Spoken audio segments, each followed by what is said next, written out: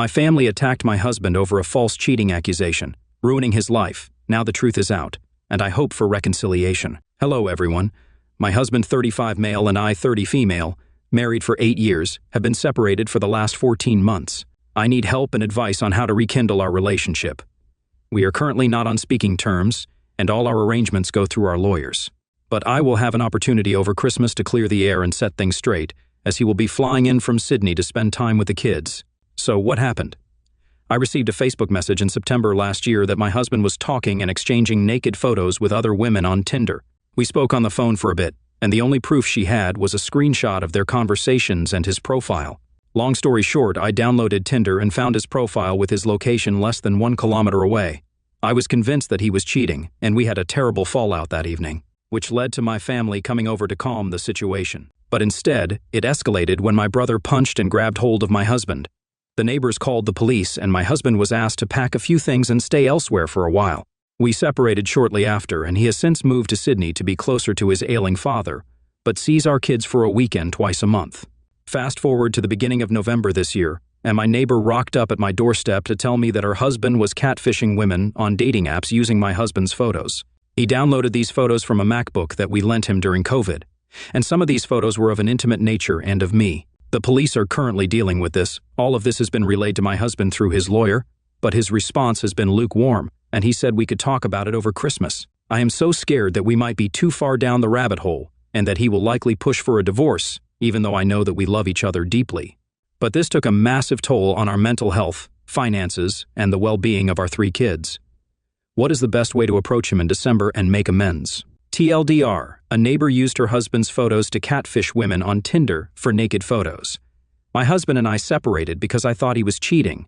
The neighbor's wife told me what her husband did. Police are investigating. Some comments: your husband experienced something that you will never understand. A false accusation, an assault from your brother, spousal alienation. There is no right of recourse against the false accusation, a complete lack of loyalty from his wife, a complete lack of respect from his wife, the loss of the life he had from a false allegation, parental alienation from his children, familial alienation from his in-laws, alienation from friends. The police were called, and he had to leave. She separated from him. Your husband has already completed his grieving process. You ask, are you too far down the rabbit hole? Yes, I'm afraid there is no going back for you. You chose not to listen to him when he said it was not him. I agree. I don't think there's coming back from that. I understand you had reasons to believe he might be cheating, but it seems he had no chance to defend himself, and getting your family involved made everything even worse. He was punched and told to leave his house by the police, has been living away from his kids for the past 14 months, and has been treated as a villain by friends. You say you love him, but I don't think love could erase everything you two have been through and rebuild trust. Oh, and here's another thought. Perhaps reach out to any and all of his old friends. Make sure they all know the truth. OP, try to salvage what you can for him, but I think the way things happened would have been very damaging. To be clear, I'm not blaming you for wanting to leave when you had clear proof, from your perspective at the time, that he had cheated. It's a reasonable reaction, but the way it took place seems so insanely violent and dramatic. You two got screwed over, not just by your neighbor, but also by your brother. Punching someone is never acceptable. It would have been a sucky and inappropriate reaction even if your husband had in fact cheated. Now imagine how your husband must have felt, considering it was entirely unwarranted. Being married means being part of a shared family. The fact that your family got in the middle of it and bodily hurt him would make anyone think twice about getting back in. If you really, really work hard on mending those bridges, if you ensure everyone takes stock and is accountable for their mistakes, and that includes your brother, then you might rebuild your relationship. But it will most probably take time. Damn, you two really got effed over by your shit neighbor. I feel bad for both of you and your kids. I get why you believed he was cheating, and I get why he might not want to rekindle the relationship. Or what an all-around crappy situation. This sub cheaters are the worst. Leave someone who cheats on you. Don't give them a second chance. Don't let them lie to and manipulate you. Also, this sub, OP is the devil because she couldn't divine that this clear-cut case of cheating was, instead, a highly unlikely series of events that resulted in her husband's private photos on an active Tinder account in her direct vicinity and proof of that account engaging with women. Like, what the shit? Might do, dudes? Both OP and her husband got effed over hard by this POS neighbor who is now dealing with the police. It's very uncool that shit got physical, but otherwise OP did what one would expect of her. They're both victims. If OP came on here and laid out the evidence before the truth came to light, none of the users shitting on her now would have been like, talk to him, maybe your neighbor, borrowed your computer, stole his photos, and is elaborately catfishing people from 10 feet away. Hey, tough one. Here's a thought, though. Perhaps focus your efforts and intention not on getting back together, but 100% on unfucking this whole thing up for him. Imagine all the things that he lost, all the people whose opinions of him changed, everyone you ever spoke to and told about his infidelity, and everyone they spoke to, every single little embarrassment, every indignity that happened to him, what your family said and did that would have hurt, every colleague, every other parent from school, then bank manager, real estate people, every single person that got the wrong idea. And correct them. Own your mistake. Position it as your failure to believe him and rebuild his reputation. Then set about correcting the tangible harm done, the financial losses, the physical harm, and the struggle you put him through. Consider each and everything that must have sucked for him. And then, of course, the biggest thing, the kids. You were swindled, without doubt. But despite your innocence in terms of intent, your actions still caused great harm and were negligent. Think manslaughter, not murder. Either way, you pay for the harm committed whether the intent was there or not. Focus all of your attention on making him as close to whole as possible. If you do this, there will be one of two outcomes. He still does not forgive you. And if this is the case, then you will have helped fix the life and reputation of an innocent man. And you can look yourself and your children in the face and honestly say that although you made a terrible mistake, you did everything you could to make it right. Or he will see the sincerity, which you better have, because he will know if you are trying to seduce him into rekindling the relationship. And he will begin the process of forgiving you for your part in what happened to him. All I can say is that you had better demonstrate an absolute 100% siding with him as it relates to your family, publicly and otherwise, and you will have to be patient. He will get triggered by something this traumatic from time to time, irrespective of your efforts and his forgiveness. If you truly want to get square with him, then you may find yourself apologizing for many years to come. You may find yourself having to weather unprovoked fits of rage, unprovoked fits of depression, and separation from your family at yearly milestones. Your commitment to him and to the cause of making him whole again will be what determines if any civil relationship, let alone a romantic one, is possible. Oh, and one final thing, you had better be upfront with him about any relationships or nights with other men. He will want to know, and if you deceive him at all when asked, then you are completely effed. If you are to salvage this, then sincerity and honesty are the only ways to truly achieve it. Chin up. There it is possible. I had some friends who separated for almost 2 years. Neither were with anyone else, but they have managed to find their way back together, and some 3 years later, they welcomed a second child into their family. So there is hope. I sincerely hope to hear a positive update in 6 months, that you and your family are back together again and making great progress on his PTSD, and yes, your romance is blossoming. Wow, what a mess. I'm glad the police were involved in what that neighbor did. As for you and your husband, a lot is going to depend on 2 things. How much do you both really love each other, and how difficult it is for you both to have a truly serious, heart-wrenching, emotionally exhausting conversation. His logical side will likely understand why you thought it was true. After all, there were pictures. It would be easy to believe it was true, but his emotional side is going to be deeply hurt that you didn't believe him over the evidence. All you can do is sit down and try to work through it. Good luck to you. OP replies, thank you. I thought having a therapist present might help, but I have doubts and think it is better not to involve others. The aftermath was devastating for us both, and more so for him when his friends and my family wrote him off. I still love him and have never stopped, but I know it will be on his terms if he is willing to give it another chance. I am willing to do whatever it takes. What have you done to make amends and clear his name? Have you notified his friends and family that he was falsely accused and had been faithful the entire time? Has your family apologized? Have his friends reached out and apologized? Take a look at the definitions of regret that this happened and remorse for the pain you caused him. I don't hear or feel remorse in your words, and I don't see remorse in your actions. Update. Hello everyone. I have had quite a few people ask for an update on what happened after we discovered that my neighbor was using my ex's photos to catfish other women. Unfortunately, after having sat down and discussed things, it was decided that our marriage was beyond repair and that we should go our separate ways. He is currently in therapy and has requested that we have a clean break with no further contact in the future. I intend to respect his wishes and will continue to communicate through his lawyer on matters that concern our kids. I have since cleared the air with our families and friends and am still actively working towards repairing his reputation. I would also like to clarify the assault and why my parents came over in the first place. The night of the argument, I called my mother to ask if I could drop off our kids and if they could spend the evening there. But she was concerned about my emotional state and asked that I stay put and they would come to fetch the kids instead. They arrived, and my brother opted to stay outside while my parents came inside to grab the kids and their bags. At this point, my father asked me to talk to my ex and calm the situation, and my mom dragged me away to get the kids and their bags ready. My brother was very confused when we came outside and was triggered by my mom saying that my ex might have cheated. My brother reacted the moment my ex walked out and grabbed my arm in a non-violent way, leading to the punch and scuffle on the front lawn. He was remorseful and apologized even before we found out my ex was not to blame. It is a series of unfortunate events that have changed many lives and robbed my family of our love and happiness. Now I have to focus on my kids, my depression, and coming to terms with the divorce. I will never forget, but hopefully the pain won't be as intense. Some comments, well, things went way too far, and I can very much understand why your husband left.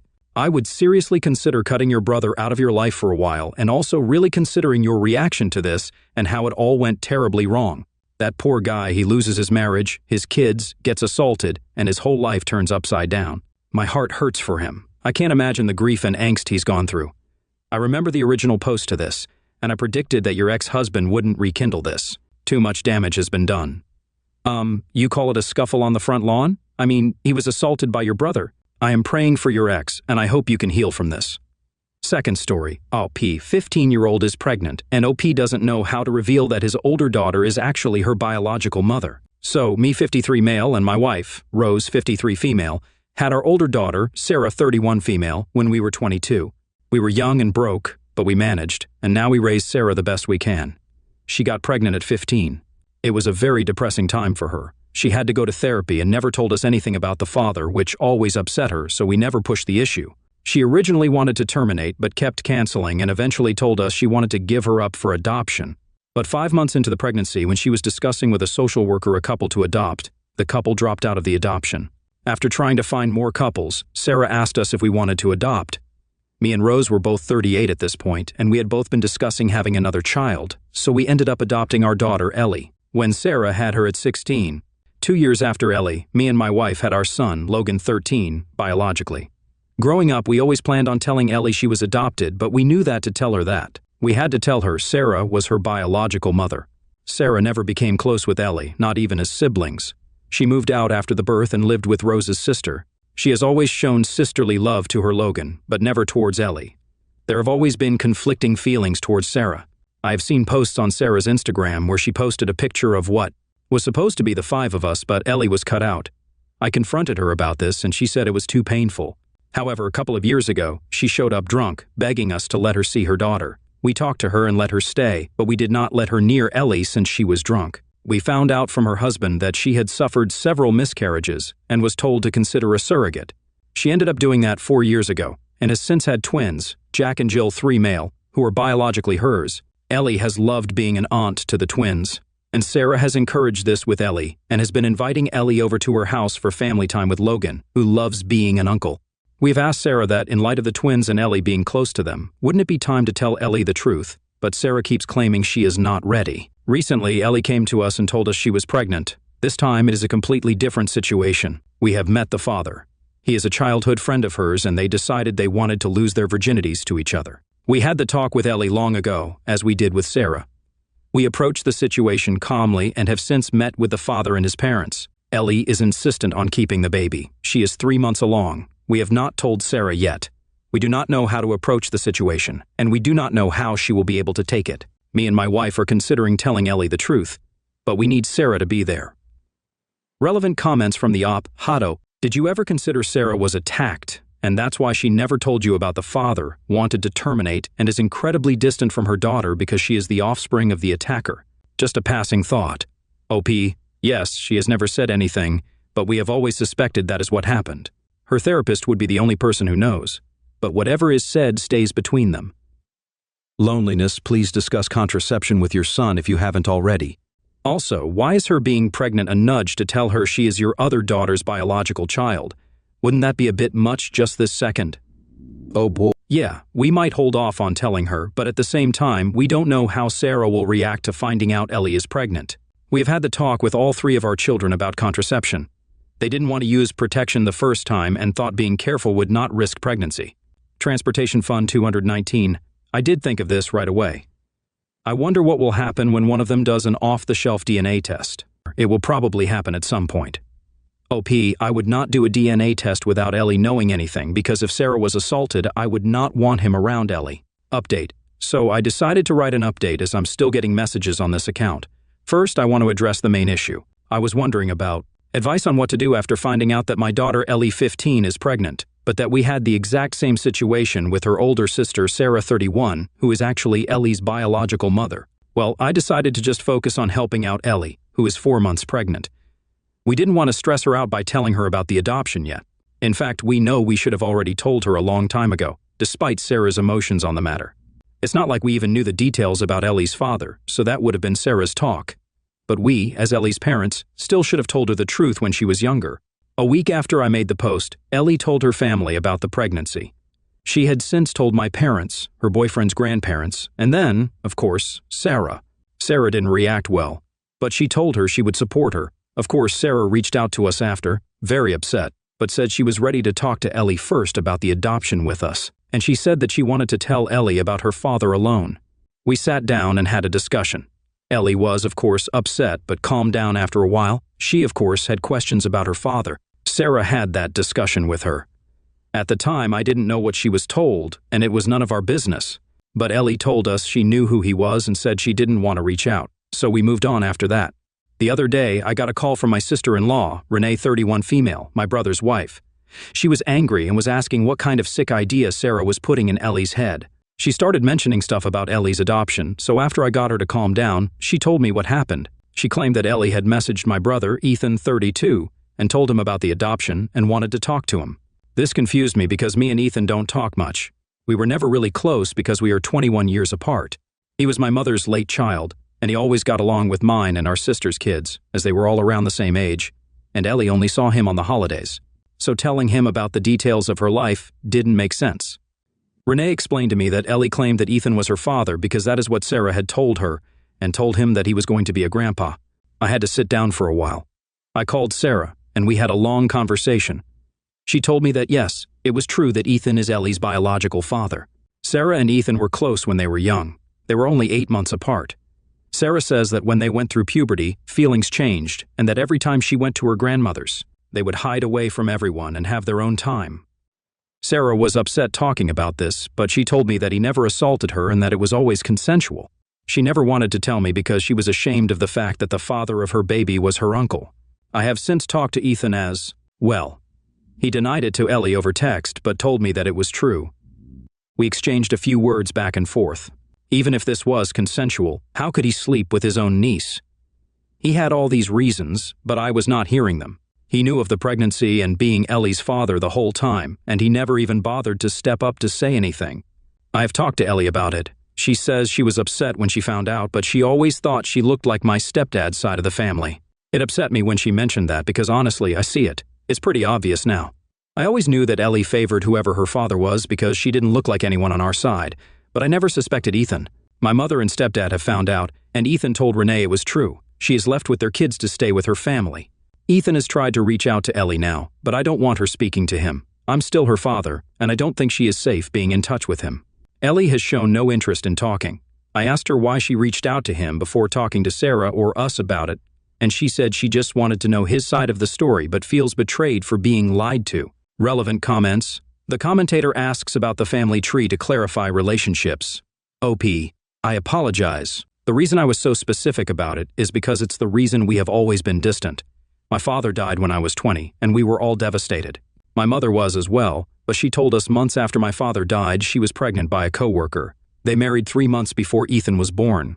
Although we are distant, I'm the closest sibling who communicates, and none of my sisters have anything to do with him. Gracie, Sarah should have fessed up at the start. Did Ethan know Ellie was his when she was adopted? Surely it was no surprise. How could he go 15 years living like this, and Sarah too? This is so messed up. OP. Ethan knew about being the father of Sarah's baby. He wanted Sarah to abort, which is why she wanted to abort in the beginning, but she decided on adoption. Crypto Gambler 952. Maybe it's time that your older daughter do for her daughter what you did for her. OP, Ellie and her boyfriend fully intend on raising this baby as their own with the support of me, my wife, and his parents. Third story. OP humiliated and shattered my girlfriend's confidence. My girlfriend, 25 female, and I, 26 male, moved in together last year. We live in a fairly safe neighborhood, but during the night, there are some sketchy drunk men hanging around who also scare me quite honestly. My girlfriend, however, wasn't really scared to walk alone at night and would say that she's just as strong as those men and can take care of herself.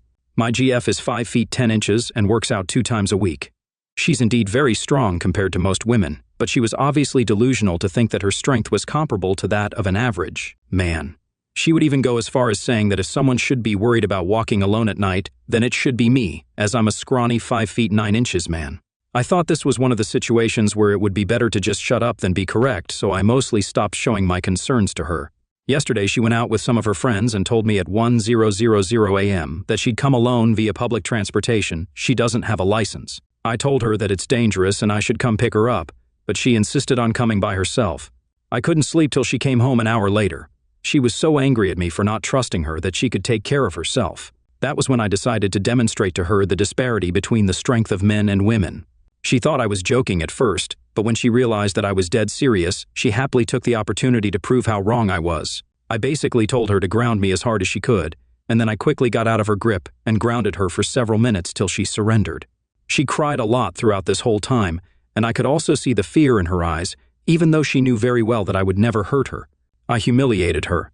I slept on the couch that night. She didn't want to talk about it in the morning and said that she's fine, but she's still obviously very upset about it. I feel horrible that I've shattered her confidence like that, and I don't think she will ever feel safe walking alone at night again. I'm probably a really horrible person for doing that, and I wish I could have just trusted her more to take care of herself. I know this relationship is probably over, but is there anything I could do to make up for it? TLDR. I demonstrated to my girlfriend the disparity between the strengths of men and women while trying to teach her a lesson. I humiliated and shattered her confidence in the process, and I feel terrible for what I did. Can I do something to make up for it? Edit, I can't possibly answer all of your comments. I admit that what I did was an assault. I can't express how sorry I am for doing that. I thought I was doing the right thing, but instead I assaulted her by trying to prevent exactly that. Don't learn from me, but please keep yourself safe out there. If not for you, then for the ones who love you. Top comments. Doer Earl, my girlfriend thought she was tough enough to defend herself, so I assaulted her. You didn't shatter her confidence, buddy. You engaged in domestic violence. Arama, the F did I just read? You harmed and terrified your girlfriend to win an argument. Protop Pit Phantom, the problem is that you proved your point and then took it too far. You shouldn't have made her cry. In fact, you only needed to show her she couldn't hold you down. You need some self-reflection. Update. It's been 2.5 months since my original post, and I thought it would be appropriate to give you an update after some recent events. I actually already tried to do an update a few days later, but I was such a mess mentally and deleted it shortly after, so I'll get straight to the point. She broke up with me the next day over the phone. She wanted me to admit that I enjoyed seeing her cry, but I kept defending myself till she gave up. But deep down, I knew that she was right. I'm not ashamed to say now that I was a bit aroused by overpowering her so easily and seeing her cry. I know how horrible it sounds, and I'm definitely not proud of it, but I think that acknowledging my flaws and being open about them is the first step in overcoming them. The next few days after the breakup were probably some of the worst days of my life. I thought that I'd lost everything, including my self-respect. I decided to go to therapy and take a break from dating for the foreseeable future. Luckily, I also had the support of my family and close friends, even if they didn't fully agree with my actions. For those of you who say that she needed a reality check, I have to disagree with you on this one. Yes, she overestimated her strength, but she's not dumb enough to actually engage in a fight with a stranger, let alone a drunk man. Being cautious has nothing to do with strength, and now I believe that she was also right to get a bit mad at me for having little to no faith in her. Trying to demonstrate how much stronger I was at 2 a.m. was just plain stupid. Though I haven't heard from my ex since, she gave me a call 2 days ago. We barely talked about the incident, though. It was mostly just catching up and making peace with each other. She's doing pretty well, actually. She's about to graduate with her master's and already has a job lined up. She started dating a new guy last month, and I can tell by the way she talked that she's very into him. She signed up for a swing class, which is something that she wanted to do for the longest time but didn't do because of me, which is also where she met her new boyfriend. What she didn't do, however, was sign up for a self-defense class, which, honestly, I kind of expected. Overall, I was glad to hear how happy she sounded. I'm also doing pretty well myself, although I'm still on my break from dating, and I don't see myself getting into another relationship for at least a year. Last month, I also got to experience how my ex felt when I was overly worried for her safety. I went with my family on a trip to Naples, and while we had our apartment in a fairly safe part of the city, It was just a few blocks away from some sketchy alleys during the night, so when I craved a good pizza in a specific place during one of the nights there, my mom got very vocal about not wanting me to go to that place because of how sketchy some of the alleys looked. I tried to convince her that she had nothing to worry about, but to no avail, and then it dawned on me that this is probably how my ex felt when I expressed my concerns to her. Eventually, I decided to go to that place the next day during the day instead. It was definitely worth it, though. I'm genuinely happy with how things went for both of us, although I still miss her sometimes, and hearing her voice again just made me miss her even more. But I know that it would probably be better for us to just move on with our lives separately. I also plan to continue with my therapy sessions, even though I feel completely fine now. The reason is very simple. It's just to have someone that I can talk to without feeling judged. Reddit isn't really the best place for that, as you could probably tell from my original post. But I still want to thank everyone who commented and gave their opinion. Top comments. Comfortable Yam 5M 561. I was a bit aroused by overpowering her so easily and seeing her cry. That's a hectic statement to make, dude. I'm at a loss for words. Definitely seeing a therapist for those types of dark thoughts is a good idea. Mild you. I'm very glad she broke up with you. You were 26 years old, and you took your girlfriend to the ground. I would have sent my uncles after you after that TBH. The fact that you admit you were aroused by that.